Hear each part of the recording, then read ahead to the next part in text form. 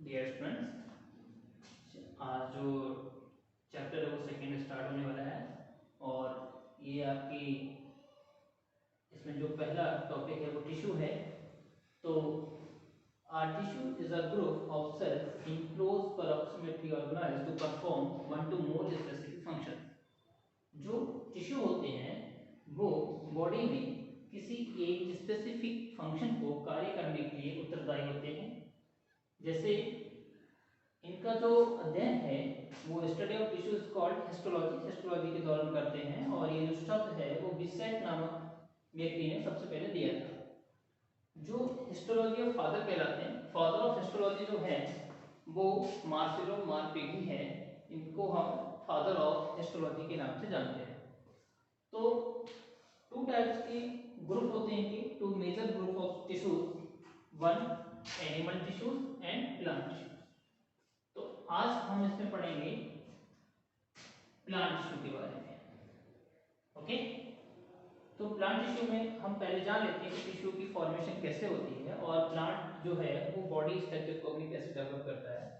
तो इसमें जो सेल्स होते हैं, तो सेल्स हमारे जीवन का भौतिक आधार माना जाता है कि हम ऐसा मान के चलते हैं जो भी कोई बॉडी है वो बॉडी सर्वप्रथम सेल से मिलकर बनी हुई है।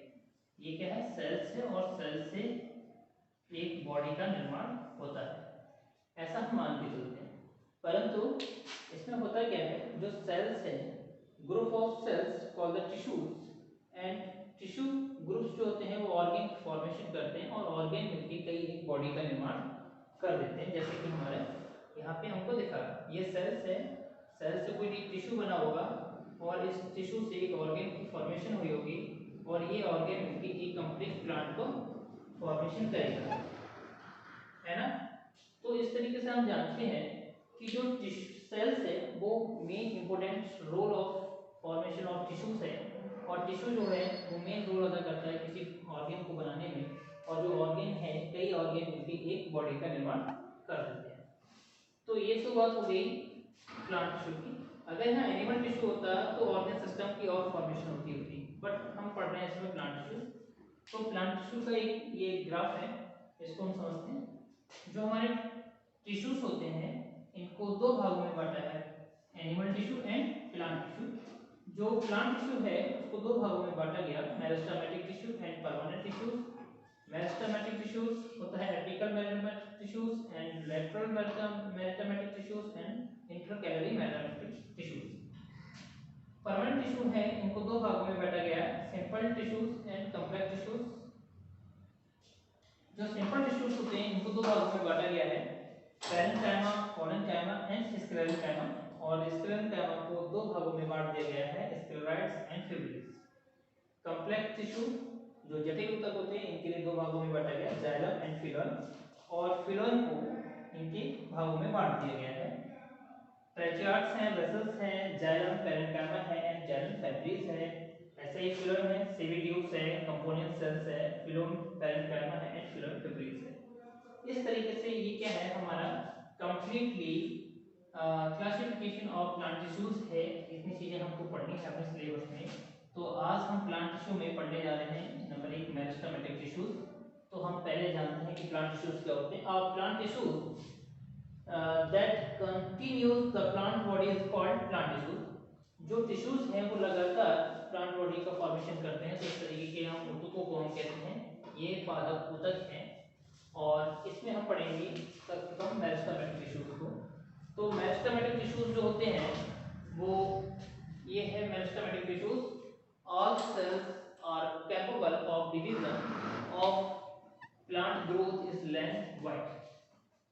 वे टिश्यू जो लगातार पौधे के लिए ग्रोथ करते हैं और वहां पे लगातार सेल की डिवीजन होती रहती है, तो इस तरीके की जो पौधे में लेंथ है, वाइड है और जो इसकी थिकनेस है, इन चीजों को बढ़ाने का जो मेन रोल होता है वो मेरिस्टेमेटिक टिश्यू के अंतर्गत आता है। इसमें डिवीजन लगातार चलेगा, ग्रोथ ऑफ लेंथ होगी एंड वाइड होगी एंड यहाँ पर ये थिकनेस को भी बढ़ाते हैं। ओके, जो मेरिस्टेमेटिक टिश्यू है found in plant body and self renewal. ये जो प्लांट बॉडीज होती है इनकी, ये यहाँ पर हमको मिलते हैं और इनका जो एक फंक्शन होता है सेल्फ रिन्यूअल भी होते हैं, ये अपने आप को लगातार स्वतः ही रिपेयर करते रहते हैं। डू नॉट पुट स्टोर, ये स्टोर को या फूड को स्टोर नहीं करते। इनका ये फीचर्स होता है कि मेरिस्टेमेटिक टिश्यूज जो होते हैं वो लगातार वर्क तो करते हैं बट फूड को स्टोर नहीं करते। ओके, ये जो है वो लार्ज, इनके अंदर जो सेल ऑर्गन पाया जाता है या टिश्यू ऑर्गन जिसको बोल सकते हैं हम, तो ये लार्ज न्यूक्लियस होते हैं, इनमें केंद्रक बड़ा होता है, इनमें क्लोरोप्लास्ट पाया जाता है, लार्ज वैक्यूल्स होती हैं इनके अंदर। Do not intra cell space, इनकी दो do not intra cell space, इनमें सेल के बीच मध्य स्पेस नहीं पाया जाता। आकार में ये गोल होते हैं एंड अंडाकार होते हैं। मेरिस्टेमेटिक टिश्यू को 3 मुख्य भागों में बांटा गया है, 3 मेजर पार्ट्स में। नंबर 1 है apical, intercalary meristematic tissues and lateral meristematic tissues. हम देखते हैं कि हमारा ये जो डायग्राम बना हुआ है ये मेरिस्टेमेटिक को शो करता है। तो आपको ये दिख रहा है एपिकल पार्ट्स पहला है, इंट्राकैलोरी सेकंड है एंड थर्ड जो है वो लेटरल भाग है। तो हम यहाँ पे ये जानते हैं प्रेजेंट और टिप पार्ट्स, ये जो होते हैं वो पौधे के सबसे ऊपरी भाग पर हमको देखने को मिलता है। ये वाला जो पार्ट होता है पौधे का ये टिप पार्ट कहलाता है। और हमेशा पौधा आपने देखा होगा कि वो ऊपर की ओर ही ग्रोथ करता है, बट साइड में उसकी ब्रांचें फैलती हैं और उसकी मोटाई बढ़ती है, बट ग्रोथ हमेशा लेंथ ऊपर की ओर होती है, क्योंकि ये जो पार्ट है एपिकल पार्ट, इसको बोलते हैं एपिकल मेरिस्टेमेटिक टिश्यू।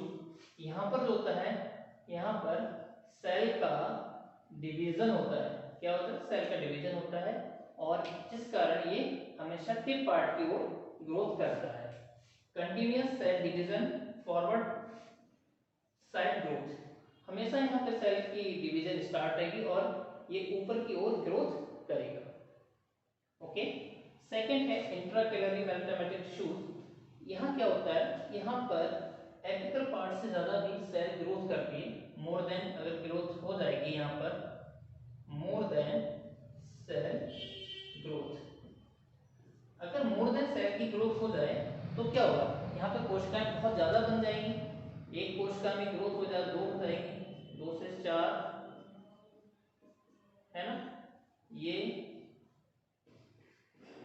और ये बहुत ज्यादा हो जाएगी तो वहां पर क्या होता है, एक तरीके से एक एक्स्ट्रा ऑर्डिनरी स्टार्ट हो जाती है। और एक्स्ट्रा ऑर्डिनरी स्टार्ट होने के बाद क्या होगा, यहाँ पर एक ब्रांच की फॉर्मेशन हो जाएगी, ब्रांच फॉर्मेशन। तो यहाँ पर क्या होता है, ब्रांच की फॉर्मेशन हो जाती है, वो इसलिए हो जाती है क्योंकि यहाँ पर सेल डिवीजन मोर देन हो रहा है ना। तो function of new branches for x plant, इसमें क्या होगा, जो एक्स प्लांट है हमारा, एक्स प्लांट जो होता है मेन प्लांट को हम एक्स प्लांट बोलते हैं, इसको बोलेंगे हम एक्स प्लांट, और जो ब्रांच है वो हो जाएगी बाई प्लांट।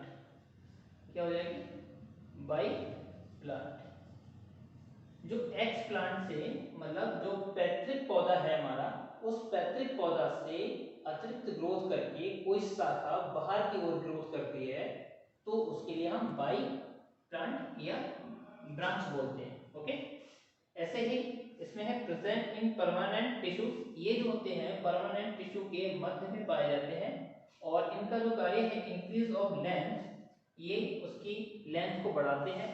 और क्या होता है, ये इंटरनोड्स पे पाए जाते हैं। It is found in grass, ये मिलने का इनका जो तरीका है वो हमको मिलेगा ग्रास में, मोनोकॉट्स में एंड पेन्स में, पेन्स में दालों में।